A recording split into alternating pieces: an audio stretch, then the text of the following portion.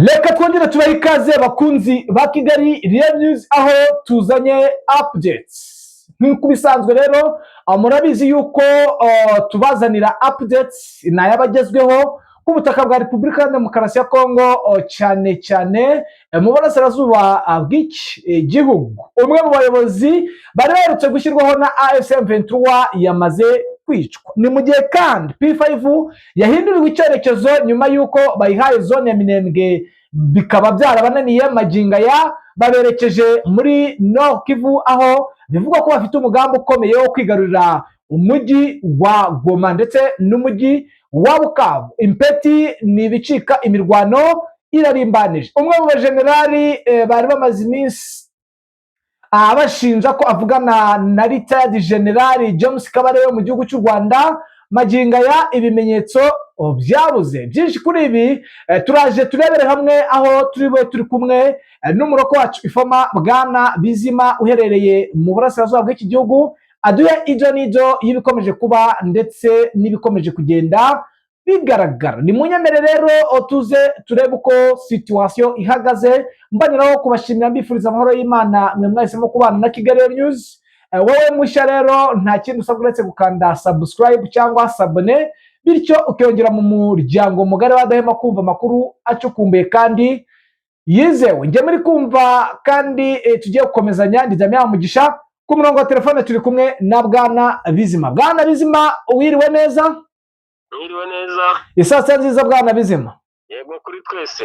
Yes, Bwana Bizima biravugwa yuko P5 yahinduriwe icyerekezo aho yari yarahawe kujya gufatanya n'ihuriro n'ubundi ryari rihanganye na AFC 23 ubwo n'ihuriro rya FARDC ririmo abasirikare ba FARDC abi Burundi abi FDNB aba Angola aba TPDF baturutse muri Tanzania aba Mai Mai aba Wazalendo ndetse bigaragara yuko abenshi bavuze yuko ino P5 yari yamaze kunanirwa zone ya Minembwe none bikavugwa yuko yahinduriwe mu bice byo muri Nord Kivu aho bivuga ko bafashe mission yo gufata umujyi wa Goma n'umujyi wa Bukavu berekeza mu gihugu cy'u Rwanda nyuma yuko kwinjirira nk'uko byagiye bitangazwa cyangwa ko wagiye ubimbwira ako bari bafite umugambi wo kwinjira mu gihugu cy'u Burundi mu ishyamba rya Kibira kugira ngo bahungabanye umutekano w'igihugu cy'u Rwanda. Maginga ya biravugwa yuko imirwano ikomeye mu bice bya Masisi kuva ku munsi iwejo ndetse maginga ya abawazarendo bakaba bari kwigamba igitero gikomeye muri Muheto ahari muri teritwari ya Masisi. Ino centre ya Muheto biravugwa yuko umwe mu bayobozi bashyizweho na ASM 23 wari ufite inshingano zo kuyobora centre ya Muheto aho bivugwa yuko yamaze kwicwa, ariko maginga ya ntago byari byemezwa neza bitewe nuko abenshi hari igihe biba bivuga ko hari igihe bakorana nabo akaba yakwiburisha. Ayo ni amakuru dukomeje kugenda tuba, ariko amakuru n'ubundi tuba kugira ngo dukomeze tugende akantu kandi. Ni mu gihe kandi urukiko rukuru rwa gisirikare muri Repubulika ya Demokarasi ya Kongo rwapfundikiye urubanza ruregwamo Lieutenant General Feremo Yave Ilungu uregwa ibyaha by'ubugambanyi birimo ibishingiye ku kuba yari hari ubutumwa bwagaragaye muri telefone ye bwiswe ugukorana na Generali Kabarebe aho bavugaga ko bavuganaga. Bwana Bizima nayo makuru yaragezweho ya updates mu bigendanye n'ibyageze kuri Kigali Real News. Rero ndagira ngo updating abakunzi ba Kigali News amakuru ari kuri flow train n'umugambi cyangwa n'ibikomeje kugenda biba n'ibikomeje kugenda bigaragara muri ibyo bice bya Peti ndetse n'ahandi hose ku maaxi haba muri Nord Kivu ndetse na Sud Kivu. Yego niko bimeze, n'ubundi ubona ko Masisi isa naho iri kuberamo operation zitandukanye ku mpande zombi, yaba M23 yaba FARDC n'izi coalition bari kumwe. Ubona ko n'ubundi umugambi wa FARDC wo kugaba ibitero mu bice bitandukanye ari bwa buryo bwo gusa naho bo bafite umugambi wo kuba bafatiye umujyi wa Goma, ariko bitaboroheye cyane kuko bisaba kubanza gusa naho bategura biriya bice byose, kandi ubona ko Masisi n'ubundi ziriya nce za kure ziri gukorerwamo ama operasiyo ya M23 afite ibirindiro bikomeye. No ku makuru aheruka uribuka ko mu ntwaro nshya zazanywe inyinshi zadipolowinzwe muri ziriya nce, ndetse kandi zijyanwayo n'ingabo, ku buryo ubu ubona ko amadefensi menshi ya M23 ahagaze neza. Ariho ubona ko FARDC yazanye umuvuno cyane wo gukoresha drone, nk'ubu muri iki gitondo cy'uyu munsi aho yakoresheje drone muri ibi bice bya Kibati, ndetse ikanarasa igiturage cyane ku buryo isantere yaho yangiritsemo ku nyubako ndetse n'ibikorwa remezo, hakabamo no kuba habayeho guhunga ku baturage muri kano gace. Rero ni uburyo ubona ko isa naho iri kuzana style nk'izo ikoresha muri Sud Kivu, ubwo ubona ko yari yaribasiye abanyamurenge mu buryo bwo kumva ko kurasa abaturage byari gufasha ko hari kubaho gucika intege ku ruhande rwa MLDP twirwaneho. N'ubu nicyo kintu iri gukoresha muri Masisi, bitangiye gusa naho igenda yibasira abaturage cyane, ku buryo ubona ko ishaka gusa naho ibanza guca umubano w'abaturage na M23 bamaranye igihe mu bice igenzura, kugira ngo base n'abayiyangisha, ku buryo kubasha kumenya amakuru bagenda bakura mu baturage byabasha gusa naho bigoye operasiyo ya M23. Rero ubu ikiriho kigaragara ni uko ubona ko wa mugambi wabo wo kwishyira hamwe nk'ihuriro ririmo ibihugu ndetse n'ingabo nyinshi, wo kugaba ibitero bikomeye mu mapozisiyo yose ari muri Nord Kivu, mu buryo bwo gusa naho bashaka gusatira uyu mujyi wa Goma. Ndetse ubona ko ari ibintu byari byateguwe, kuko ubizi ko muri pariki ya Virunga na Nyiragongo n'ubundi hagaragaragamo force zari zisa naho ziteguye gusa naho ziteza sabotage muri uyu mujyi wa Goma, ku buryo byasa n'ibifungura inzira kuri bari kwerekeza muri biriya bice bya za Masisi berekeza hano za Rubaya. Rero ni uburyo ubona ko byanze bikunze FARDC mu mugambi wayo karundura wo kuba bakwigarurira biriya bice ushobora gukumirwa na M23 bibaye gushyirwaho imbaraga ku rwego rwo hejuru. Bwana Bizima, biravugwa yuko n'ubundi umugambi ukomeye ari uwo gufata umujyi wa Goma ndetse na Bukavu. Aha bikavugwa ko ari amakuru y'ibanga ayaturutse mu rwego rw'ubutasi, aho bivugwa ko Leta Zunze Ubumwe za Amerika nyuma y'uko bamaze kubona akababaro k'abaturage batari bake b'abanyamurenge bamaze iminsi bari mu myigaragambyo bamagana ubwicanyi bukorerwa mu bwoko bw'abanyamurenge, biravugwa yuko iri huriro rya FARDC ndetse na leta y'u Burundi bahinduye umuvuno, aho bivugwa yuko n'ubundi FDLB yamaze kugera muri biriya bice bya za Warikare, ndetse binavugwa ko bagiye guhindura umuvuno kugira ngo base nk'abakomeza kujijisha ibikorwa by'ubwicanyi ndetse no gukomeza operasiyo. Bwana Bizima, urabona imigambi AFC M23 wenda iri guhindura cyangwa ibikorwa iri gukora mu buryo bwo ihangane n'ibi bitero simusiga byajemo koalisiyo zitandukanye, kandi ubona yuko umugambi ari wo gusabonesha abaturage cyangwa gutandukanya abaturage nabo, n'iki bari gukora Bwana Bizima?